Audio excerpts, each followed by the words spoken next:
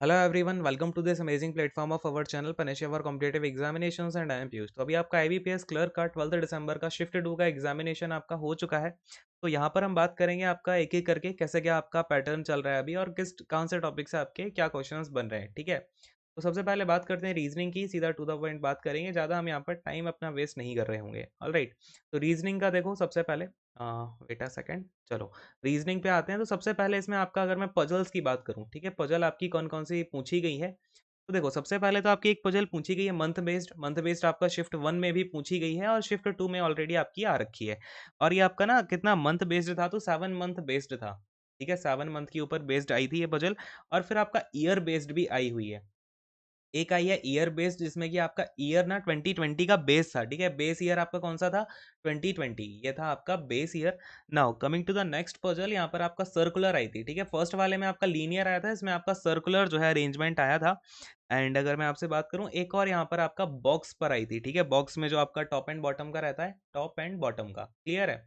तो ये तो हो गया आपका बजल का सेक्शन। नाउ अगर मैं आपसे बात करूं अब आपका जो अल्फा न्यूमेरिक रहता है, अल्फा न्यूमेरिक। ठीक है, अल्फा न्यूमेरिक सीरीज के आपके यहाँ पर 5 क्वेश्चन देखने को मिले हैं एज इट इज आपका सुबह जो आपका शिफ्ट 1 में हुआ था। देन डायरेक्शन टेस्ट आपका इसमें आया है। ठीक है, सुबह आपका मॉर्निंग टाइम में डायरेक्शन टेस्ट के क्वेश्चंस नहीं थे, इसमें 3 क्वेश्चन पूछे गए हैं। देन आपका इनइक्वालिटी के 3 क्वेश्चंस हैं, इनइक्वालिटी आपका पूछा गया एंड ज़्यादा टफ भी नहीं था। तो अगर मैं आपसे बात करूं रीजनिंग के पेपर की ना, तो एक एक करके भी बात करेंगे आपकी कितना क्या यहाँ पे आपका एक्चुअल अटेम्प्ट्स आपका कितना सेफ रहेगा, है ना। सिलॉग्स का देखो तो सिलॉग्स में आपके 3 क्वेश्चन पूछे गए थे मॉर्निंग शिफ्ट में। अगेन आपका सिलॉग्स नहीं पूछा गया था, लेकिन आपका सेकंड शिफ्ट में पूछा गया है। वर्ड ट्रांसफॉर्मेशन देखो, वर्ड ट्रांसफॉर्मेशन आपका जो है वो एक क्वेश्चन बना था। देन आपका मिसलेनियस में जो भी बच रहे हैं वो क्वेश्चंस आपके मिसलेनियस में आप समझ सकते हो। ठीक है, एक क्वेश्चन ये था। तो मोटा मोटा आपका ये पूरा का पूरा जो है रीजनिंग का सेक्शन है। और एक बार हम फटाफट से देखते हैं आपका क्वांट्स में और बात करेंगे। ठीक है, क्वांट्स में देखो तो क्वांट्स में आपका कैसा क्या पेपर आया था।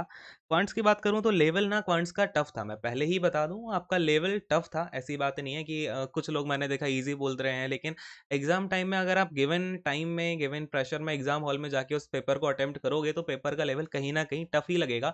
मॉडरेट टू टफ आप इसे बोल सकते हो। ठीक है, पॉइंट्स आपकी मॉडरेट टू टफ है। और यहाँ पर अगर मैं आपसे बात करूँ कैसे क्या क्वेश्चंस आए हैं, तो डीआई के आपके 2 क्वेश्चन देखने को मिले हैं। अगेन एक आपका लाइन ग्राफ पर बेस था, एक किस पर था, लाइन ग्राफ पर बेस था, दूसरा आपका था टेबल बेस्ड था। आपकी 2 डीआई हो गई। ठीक है, 5 5 क्वेश्चन। देन यहाँ पर आपके देखो 5 क्वेश्चन यहाँ से हो गए, 5 क्वेश्चन यहाँ से हो गए। फिर अगर मैं आपसे बात करूँ, नंबर सीरीज आपकी आई थी। ठीक है, नंबर सीरीज आपकी देखने को मिली। कितने क्वेश्चन थे, तो 5 क्वेश्चन थे। और आपके यहाँ पर 2 जो है टफ थे। नंबर सीरीज आपकी 2 टफ थी, बाकी 3 थोड़ी सी मॉडरेट लेवल कह लो या फिर आपको समझ में आने लायक थी। और सिंप्लीफिकेशन की बात करते हैं, तो सिंप्लीफिकेशन देखो, सिंप्लीफिकेशन में आपके 10 क्वेश्चंस पूछे गए।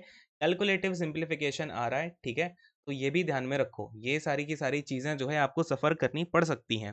तो अब ज़्यादा टेंशन मत लेना, जो भी हो रहा है सबके लिए हो रहा है, सारे बच्चे कहीं ना कहीं इन चीज़ों में परेशान हो रहे हैं। तो इतना ज़्यादा स्ट्रेस मत लेना एग्जाम हॉल में जाके कि आप उसके चक्कर में जो चीज़ें कर सकते हो वही ना कर पाओ। ठीक है, अरिथमेटिक से आपके 10 क्वेश्चन हैं और यहाँ पर मॉडरेट लेवल के सारे क्वेश्चन रहे हैं। ज़्यादा ईजी भी नहीं, इतने ज़्यादा टफ भी नहीं थे, बट एक दो क्वेश्चन काफ़ी घुमाने वाले थे। कैलकुलेशन बेस आपका काफ़ी कैलकुलेशन उन्होंने कर दी थी। तो क्वांट्स का लेवल कहीं ना कहीं आप मॉडरेट टू टफ ही लेकर के जाओगे, इसे ईजी कहना तो बिल्कुल नादानी होगी। ठीक है, तो ये रहा आपका क्वांट्स का सेक्शन। नाउ अगर हम बात करते हैं यहाँ पे इंग्लिश का आपका कैसा क्या पेपर रहा है, इंग्लिश पे आते हैं फटाफट से। ये रहा आपका इंग्लिश का सेक्शन। तो देखो इंग्लिश में आपका क्या क्या पूछा गया, तो इसमें अगर मैं आपसे बात करता हूँ तो moderate level, easy to moderate समझ लो। इंग्लिश आपका ज़्यादा टफ नहीं आई है। ठीक है, रियली में नहीं आई है इंग्लिश टफ। और एक बार मैं जरा कलर को चेंज करता हूँ, वेट अ सेकंड। देखो कलर को चेंज करने के बाद देखते हैं यहाँ पे आपका रीडिंग कॉम्प्रीहेंशन की बात करते हैं। ठीक है, रीडिंग कॉम्प्रीहेंशन। तो रीडिंग कॉम्प्रीहेंशन जो है आपका, रीडिंग कॉम्प्रीहेंशन, इसमें आपके टोटल 7 क्वेश्चंस पूछे गए हैं। ये थोड़े डायरेक्ट क्वेश्चंस ही थे। ठीक है, डायरेक्ट क्वेश्चंस थे, लेकिन ऐसा भी नहीं है कि आप सीधा ट्रू क्वेश्चंस बोल दो इनको। ये थोड़े से आपके लॉजिकल बेस थे। ठीक है, लॉजिकल बेस, अब इतना तो आप उम्मीद रख ही सकते हो। ऑल राइट, अगला क्वेश्चन देखो, यहाँ पे आपका जो रीअरेंजमेंट था, फिर आया है आपका यहाँ पर रीअरेंजमेंट। तो रीअरेंजमेंट के क्वेश्चंस आपके टोटल अगर बात करूं तो 5 क्वेश्चंस पूछे गए थे। ठीक है, किस बेसिस पर, तो पैराजंबल बेसिस पर थे आपके, जैसा फर्स्ट शिफ्ट में आपको देखने को मिला। आपका ये अगर मैं आपसे बात करूं तो लमसम लमसम फर्स्ट शिफ्ट जैसा ही आपका इंग्लिश इस बार भी आई है सेकंड वाली शिफ्ट में। टॉपिक की बात करूं तो इसमें कुछ ऐसा था कि मॉडर्न क्लॉथिंग के ऊपर था ये, मॉडर्न क्लॉथिंग और फिर उसकी रिसाइकल को लेकर के आपके इसमें क्वेश्चंस जो आपके जो सेंटेंसेस थे वो बन रहे थे। नाउ अगर मैं आपसे बात करूँ तो सेंटेंस करेक्शन के भी 3 क्वेश्चन हैं। सेंटेंस करेक्शन या फिर आप एरर बोल दो इसको, ठीक है ना? एरर, स्पॉट द एरर वाले क्वेश्चंस जो हैं आपके, स्पॉट द एरर भी नहीं, उसमें आपको करेक्ट सेंटेंस देखना था एक्चुअली, ठीक है? तो करेक्ट सेंटेंस वाले आपके 3 क्वेश्चंस थे, नंबर ऑफ क्वेश्चंस 3 थे, इसमें आपको करेक्ट सेंटेंस ढूँढना था सुबह के जैसे ही फर्स्ट वाली शिफ्ट में आपका जो पैटर्न रहा था। ठीक है, नाउ अगर मैं आपसे बात करता हूँ फिलर्स की, ठीक है? तो फिलर्स आपके सिंगल वाले थे, फिलर्स, और ये जो है इसके 5 क्वेश्चंस थे और न्यूएंस बेस्ड थे, ठीक है? न्यूएंस बेस्ड आपके क्वेश्चंस थे फिलर्स वाले। नाउ अगर मैं आपसे बात करता हूँ मिसस्पेल्ट की, ठीक है? मिसस्पेल्ट अगेन आपके मॉर्निंग जैसे ही 5 क्वेश्चंस आए थे, ईज़ी थे मिसस्पेल्ट, ठीक है? इतने ज़्यादा कुछ अब मिसस्पेल्ट में आप क्या ही इसमें टफ जो है आप इसमें सोच सकते हो, चीज़ें जो है आपकी काफ़ी इसमें नॉर्मल सी आई थी। जैसे कि आपका एक सेंटेंस में स्पीशीज़ ऑफ बर्ड यूज़ होना चाहिए था, तो उसमें बार्ड लिख दिया था, ठीक है? बार्ड नहीं होना चाहिए, वहाँ पे आपका बर्ड होना चाहिए। फिर वार्ड नहीं होना चाहिए एक जगह, वहाँ पर आपका वर्ड होना चाहिए। इस तरीके के से आपकी जो है यहाँ पर मिसस्पेल्ड बोल दो या फिर आपका यहाँ पे क्या है ये इनएप्रोप्रिएट वर्ड आया था, ठीक है? इनएप्रोप्रिएट वर्ड, क्लियर है? Appropriate word. चलो ये है आपका कुल मिलाकर के क्या-क्या आपके टॉपिक्स से क्वेश्चंस बने हैं, रीजनिंग हो गया, कॉन्स हो गया, देन आपका ये इंग्लिश हो गया। अब मैं आपसे बात करूँगा अगर आप ओवरऑल देखोगे पेपर कैसा रहा है तो रीजनिंग की बात करूँगा मैं सबसे पहले। रीजनिंग में कुछ क्वेश्चंस घुमाने वाले थे, मानना पड़ेगी ये बात, ठीक है? तो कुछ क्वेश्चंस में आप घूम सकते हो, इसको मैं थोड़ा-सा ईज़ी टू मॉडरेट ही बोलूँगा, ईज़ी टू मॉडरेट लेवल रहेगा, ठीक है? इसके बाद में जो क्वांट्स का सेक्शन है, of course moderate to tough है, मैंने आपको पहले भी बताया हुआ है। तो ये तो आपका मानना पड़ेगा थोड़ी-सी टफ आई है, शिफ्ट 1 के कंपैरिज़न में भी टफ आई है। देन इंग्लिश की बात करते हैं तो इंग्लिश अगेन आपका ईज़ी ही है, ज़्यादा टफ नहीं है, ठीक है? ईज़ी टू आप इसे हाफ मॉडरेट ही रखो तो भी चलेगा, ठीक है? तो ये है जो है आपका पूरा का पूरा एक ब्रेकअप है। नाउ अगर मैं आपसे बात करूँ कितना आपका यहाँ पर सेफ अटेम्प्ट होना चाहिए था, तो सेफ अटेम्प्ट आई थिंक आपका 80 तक आप जो है सेफ अटेम्प्ट्स मान सकते हो, इसमें आपका 80 प्लस अगर तीनों मिला करके जाता है। तो it will be a very safe attempt for you in this particular paper because normalisation भी अपना गेम खेलेगा ही सही, ठीक है? नॉर्मलाइज़ेशन का भी इसमें आपको फ़र्क देखने को तो मिलेगा, ठीक है?